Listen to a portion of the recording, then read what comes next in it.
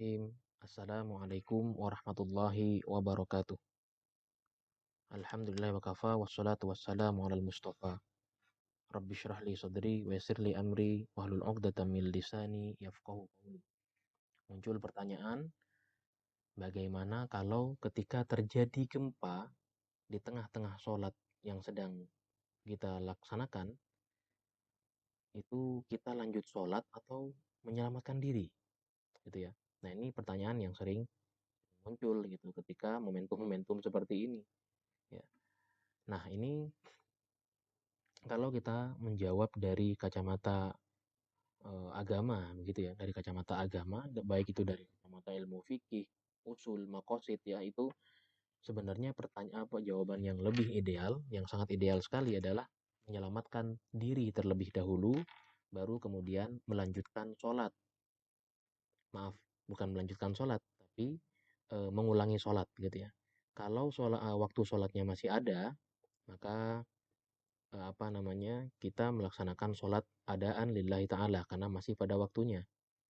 Namun jika waktu sholatnya itu sudah terlewat, misalkan maghrib sudah masuk isya, maka sholat maghribnya kita lakukan dengan qodo'an lillahi ta'ala, dengan niat qodo' ya.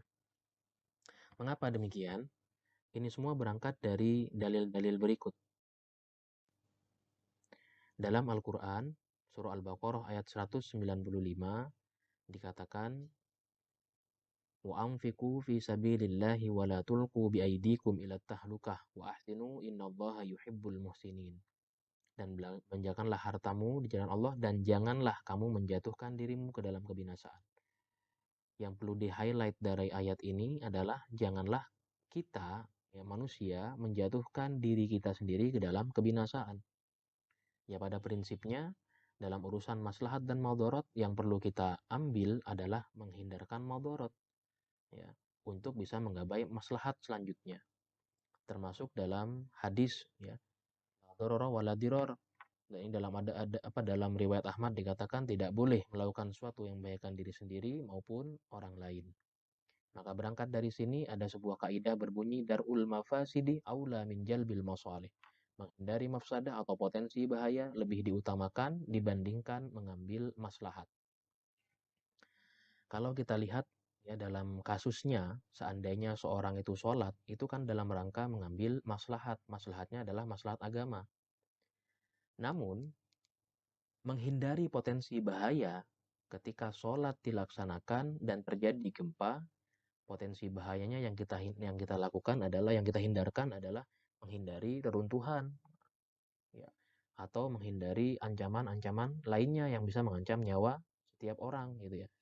Dan ini perlu diutamakan dibanding mengambil maslahat. Kenapa? Maslahatnya itu bisa dilakukan di lain waktu. Urusan sholat bisa dilakukan setelah kita menyelamatkan diri. Ketika sudah dalam kondisi kita selamat, maka bisa melakukan sholat itu kembali. Entah nanti di waktu yang tepat ataupun nanti secara qadha gitu ya. Dan hal ini juga sepakat kalau kita lihat dalam penjelasan para ulama. Di antaranya Syekh Izzuddin bin Abdissalam mengatakan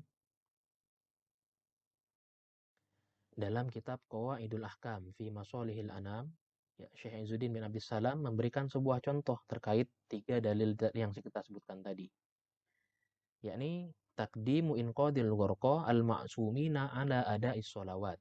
Lianna inqadal gharqa al-ma'sumina indallahi afdal min ada'is sholat. Harus mendahulukan upaya penyelamatan orang yang tenggelam daripada pelaksanaan sholat.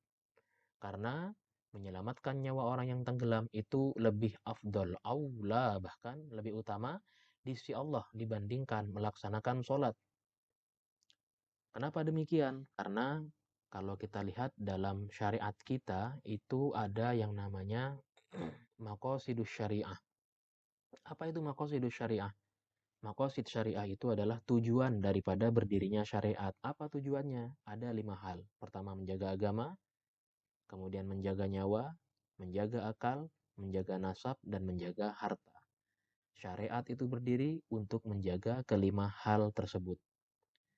Pada prakteknya, untuk bisa menjaga agama, gitu ya, kita ini tentunya harus maksimal dalam menjaga nyawa, menjaga akal, menjaga nasab, dan juga menjaga harta.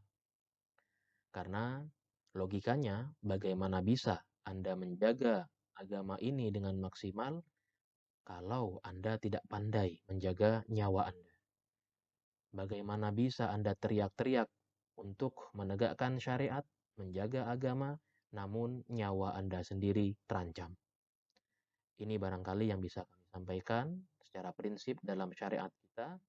Wallahul muwafiq ila aqwamit thoriq. Wassalamualaikum warahmatullahi wabarakatuh.